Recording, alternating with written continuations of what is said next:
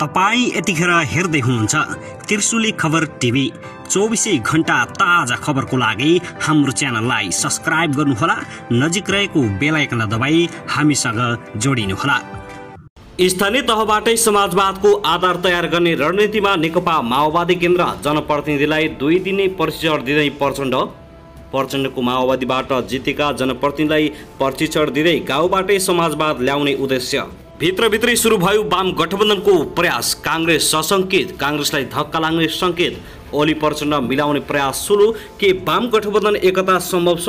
कम्युनिस्टहरू एक हुने संकेत भएपछि कांग्रेस भयो आक्रोश। अमेरिकाले 12 बुँदे व्याख्यात्मक घोषणा बारे एक शब्द बोलेन। एमसीसी बारे प्रष्ट धारणा चाहियो। नारायण काजी श्रेष्ठ। दमक माओवादीको निष्कर्ष। माओवादी हार्नुको मुख्य कारण कांग्रेस भएको आरोप। रूपन्देही जीसँग गठनमा सत्ता 5 दलीय गठबन्धन अल्पमतमा। तारा एयरको जहाज दुर्घटना हुनुको मुख्य कारण खुल्यो। तारा एयरलाई अनुमति नदिँदै जबरजस्ती उडाइएको खुलासा। आखिर किन उडाए पाइलटले जबरजस्ती जहाज? तारा एयरको विमान दुर्घटनापछि आन्तरिक उडानमा निकै कडाई। तारा एयर विमान दुर्घटना स्केच आर्टिस्ट प्रहरीको सहयोगमा गरिँदैछ। शवहरूको पहिचान। मृतकको शव प्रशिक्षण अस्पतालमा बिहीबारसम्म पोस्टमार्टमपछि आफन्तले पाउने। तारा एयरको विमान दुर्घटना हुनुमा प्राविधिकको कमजोरी वा पाइलटको कमजोरी, यसबारे सम्पूर्ण जानकारी। त्यो रुटमा कहिले पनि जहाज उड्ने गरेको थिएन। अन्ततः आखिर किन गयो त्यो जहाज त्यो भिरमा, यसबारे पनि सम्पूर्ण जानकारी। पाइलटको के कति गल्ती थियो? सन् 2010 यता नेपालमा 8वटा विमान दुर्घटना, 188 जनाको मृत्यु। विमान दुर्घटनामा परेकालाई यति धेरै रकम मिल्ने, आखिर कति रकम मिल्दैछ यसबारे जानकारी। अब हेर्नुहोस् पुरा समाचार।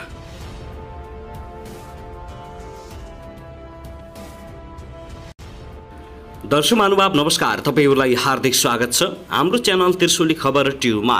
यदि हाम्रो च्यानललाई अहिलेसम्म सब्स्क्राइब गर्नुभएको छैन भने सब्स्क्राइब गरी नजिक रहेको बेल आइकन दबाई हामीसँग जोडिनुहोला। दर्शक श्रोताजी, आज पनि हामी तपाईहरुमाझ देशका विभिन्न खबरका साथ उपस्थित भइसकेका छौं। यो भिडियोलाई अन्तिमसम्म हेरी हामीले साथ दिनुहोला। दर्शकबिन, हाम्रो मेहनतको लागि एउटा सानो लाइक गर्न पनि नभुल्नुहोला। दर्शकबिन, आज पनि हामी तपाईहरुमाझ तारा एयरको जहाज दुर्घटना र नेपाली राजनीतिक घटनाक्रमबारे जानकारी लिएर उपस्थित भएका छौं। यो भिडियोलाई अन्तिमसम्म हेर्नुहोला। साथै भित्रभित्रै वाम गठबन्धनको प्रयास भएको छ भने कांग्रेसलाई धोका मिल्ने लगभग निश्चित देखिन थालेको छ। प्रचण्ड र ओलीलाई मिलाउने प्रयास सुरु भएपछि नेपाली कांग्रेस सशंकित बनेको छ। दर्शक महानुभावहरू, तारा एयरको विमान दुर्घटनाको मुख्य कारण भने खुल्न आएको छ। त्यो रुटमा कहिले पनि जहाज उडेको थिएन र त्यो रुटमा जहाज नउडाउन समेत आग्रह गरिएको थियो, तर जहाज भने जबरजस्ती उडाइएको मुस्ताङका प्राविधिकहरूले बताउँछन्। यो विषयमा पनि हामी जानकारी दिनेछौँ। कहाँदेखि हेर्दै हुनुहुन्छ, के भन्न चाहनुहुन्छ? देशभित्रै हुनुहुन्छ भने जिल्लाको नाम लेख्नुहोस्, यदि देश बाहिर हुनुहुन्छ भने देशको नाम लेख्नुहोस्। आउनुहोस् अब पहिलो खबरतर्फ लागौँ। स्थानीय तह निर्वाचनको परिणाम आएपछि 3 ठूला कम्युनिस्ट पार्टी वाम गठबन्धनतर्फ उन्मुख भएका छन्। प्रचारबाजी नगरिकन नेताहरूले वाम गठबन्धनको विषयमा भित्रभित्रै छलफल सुरु गरेका छन्। खास गरी नेकपा एमाले यसको अगुवाई थालेको छ, तर माओवादी केन्द्र र एमालेबाट विभाजन भएर बनेको नेपाल कम्युनिस्ट पार्टी एकीकृत समाजवादीले एमालेलाई विश्वास गर्न सकिरहेका छैनन्। विगतमा चुनावी गठबन्धन मात्र होइन, पार्टी एकता नै गरेर अगाडि बढेका एमाले र माओवादी केन्द्र आफ्नै कारणले विभाजित भएका थिए। अहिले स्थानीय तह निर्वाचन परिणाम आइसकेपछि सबैका कमजोरी औल्याउँदै वाम गठबन्धन गर्नुपर्ने महसुस गरेका यी 3 दलबीच विश्वासको अभाव भने खड्किएको छ। भित्रभित्रै वाम गठबन्धनको कुरा चलेको मात्र होइन, गम्भीर छलफल भएको छ, तर नेताहरूबीच विश्वासको अभाव देखिएको छ, एमालेका एक पदाधिकारीले भनेका छन्। पछिल्लो समय प्रमुख विपक्षी एमालेले 5 दलीय गठबन्धन फुटाउने प्रयास गरिरहेको छ। संसदीय निर्वाचन अघि नै वाम गठबन्धनको प्रस्ताव अगाडि बढाउने बढेमा एमाले सकारात्मक हुने सन्देश माओवादी केन्द्रका अध्यक्ष पुष्पकमल दाहाल प्रचण्ड र नेकपा यसका अध्यक्ष माधव कुमार नेपालसम्म पुगेको छ। वाम गठबन्धन प्रस्ताव प्रत्यक्ष वा अप्रत्यक्ष दुवै रूपमा आएका छन्, तर ती विश्वासयोग्य छैनन्, नेकपा यसका अध्यक्ष नेपाल निकट स्रोतले भनेको छ। स्रोतका अनुसार एमालेबाट त्यस्तो प्रस्ताव आउनु नयाँ कुरा होइन, तर त्यो कुनै पनि अर्थमा विश्वास आर्जन गर्ने खालको छैन। बुझौँ न त के रहेछ भन्ने तहबाट प्रस्ताव आएको हो। विषयवस्तुको उठान गम्भीर ढङ्गले भए जस्तो लाग्दैन। निर्वाचनपछि केही विषयमा छलफल अगाडि बढ्न सक्छ भन्ने हामीलाई पहिले नै लागेको थियो। अहिले पनि त्यही कुरा भएको छ। यसलाई सर्वथा नौलो र आश्चर्यको विषय मान्नु हुँदैन, नेपाल निकट स्रोतले जानकारी दिएको छ। यही गठबन्धनलाई निरन्तरता दिँदा स्थानीय निर्वाचनमा जस्तै आउँदो संसदीय निर्वाचनमा पनि काङ्ग्रेसबाट असहयोग होला कि भन्ने डर माओवादी र नेकपा यसलाई लाग्न थालेको छ। एमालेलाई निर्वाचन मार्फत सङ्घीय सरकारमा पुग्न संसदीय निर्वाचनको जित्न पर्ने आवश्यक छ। त्यसकारण पनि एमाले वाम एकता गर्न चाहेको छ। तर वर्तमान सत्ता गठबन्धन कायम भए नेकपा एमालेको त्यो सपना पूरा नहुन सक्छ। त्यसै भएर सत्ता गठबन्धनबाट माओवादी केन्द्र र नेकपा यसलाई अलग गराएर वाम गठबन्धन गर्नुपर्ने बाध्यतामा एमाले पुगेको छ। यसै कारण भित्रभित्रै वाम गठबन्धनको विषयमा छलफल अगाडि बढाइएको हो। सङ्घ र प्रदेशको निर्वाचनमा यो क्रम ज्यादै तीव्र हुने देखिन्छ। यसकारण पनि वाम गठबन्धनको आवश्यकता महसुस भएको हो। माओवादी केन्द्र स्थायी समितिका एक सदस्यले भने ती सदस्यका अनुसार वाम गठबन्धनको आवश्यकता भए पनि एमाले गम्भीर नहुँदा सम्भव छैन। ती नेताका अनुसार अहिले काङ्ग्रेसले वाम गठबन्धन बन्न सक्ने खतरालाई ध्यानमा राखेर आगामी मङ्सिरभित्रै सङ्घीय संसदको निर्वाचन गर्ने प्रयास गरिरहेको छ। सङ्घीय संसदको निर्वाचन चाँडै गरौँ भन्ने काङ्ग्रेसको प्रस्ताव छ।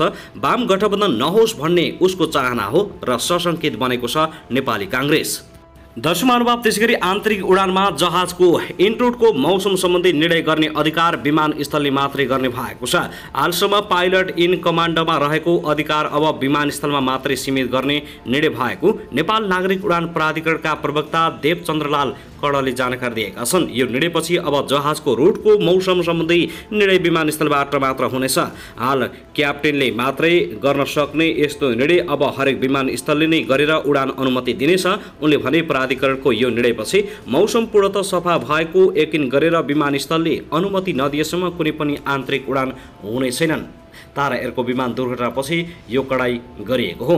मौसम पूर्व सूचना प्रणालीको आधारमा विमान उडान नगरे देशले ठूलो दुर्घटना भोग्नुपर्ने विज्ञहरूले चेतावनी दिएका छन्। जेठ 15 गते भएको तारा एयरको विमान दुर्घटना खराब मौसम हुँदाहुँदै उडान भरेको भन्ने तथ्यहरू सार्वजनिक भइरहेको र विगतका केही विमान दुर्घटना पनि पूर्व अनुमान विपरीत उडान गर्दा दुर्घटना भएको भन्दै विज्ञहरूले सरकारको यसतर्फ विशेष ध्यान दिनुपर्ने बताएका छन्। जलवायु तथा विपद विज्ञ धर्मराज उप्रेतीले कुनै पनि विमानहरू थ्रेस होल्डमा चल्छन् वा चल्दैनन् भन्ने कुरा राष्ट्रिय रूपमा अनुगमन गर्न आवश्यक भएको बताएका छन्। यसैगरी विमानको cockpit voice recorder black box भेटिएको छ। दुर्घटना स्थल थासङ गाउँपालिका 2 सानो स्वारेमा ब्ल्याक बक्स भेटिएको त्रिभुवन विमानस्थल नागरिक उडान कार्यालयका प्रवक्ता टेक सिटौलाले जानकारी दिएका छन्। यसैबीच तारा एयरको जहाज दुर्घटनामा परि मृत्यु भएका 22 जनाको शव काठमाडौँ ल्याइएको छ भने भोलि मात्रै पोस्टमार्टम गरेर बिहिबार हस्तान्तरण गरिने भएको छ। त्रिभुवन अन्तर्राष्ट्रिय विमानस्थलका महाप्रबन्धक प्रेमनाथ ठाकुरका अनुसार विमानमा ज्यान गुमाएका 10 जनाको शव सोमबार साँझ ल्याइएको थियो भने बाँकी रहेका 12 जनाको शव हिजो नेपाली सेनाको MI-17 नामक हेलिकप्टर मार्फत काठमाडौँ ल्याइएको हो। अहिले पोस्टमार्टम हुँदैछ। उनका अनुसार काठमाडौँ ल्याएका शवहरू त्रिवी शिक्षण अस्पतालमा पठाइएको छ। 22वटै शवलाई त्रिवी शिक्षण अस्पतालमा पोस्टमार्टम गरेपछि आफन्तको जिम्मा लगाइने नेपाल नागरिक उडान प्राधिकरणले जनाएको छ। साथै मुस्ताङको थसङमा भएको विमान दुर्घटनामा परि मृत्यु भएकाहरूको शव काठमाडौँमा ल्याएर पहिचान र पोस्टमार्टम प्रक्रिया अगाडि बढाउन थालिएको छ। दुर्घटनामा ज्यान गुमाएका मध्ये 10वटा शव सोमबार र बाँकी शव हिजो मंगलबार ल्याइएको हो।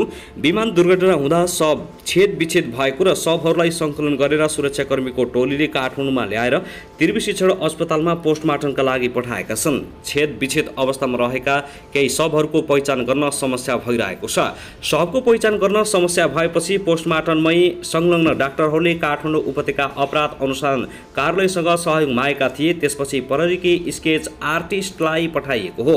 महाशाखाबाट सही तथा स्केच आर्टिस्ट योगेश महर्जनले शव पहिचानका लागि डाक्टरलाई सहयोग गरिरहेका छन्। यसअघि पनि यस्ता दुर्घटनामा शवहरूको पहिचान गर्न सहयोगी भूमिका खेलेको भन्दै माग भएपछि आफूले महर्जनलाई पठाएका हौं अपराध अनुसन्धान कार्यालयका SSP वसन्त कुँवरले बताएका छन्। पोखराबाट जमसुमका लागि उडेको तारा एयरको 9NTE जहाज आइतबार बिहान दुर्घटनाग्रस्त अवस्था भेटिएको हो।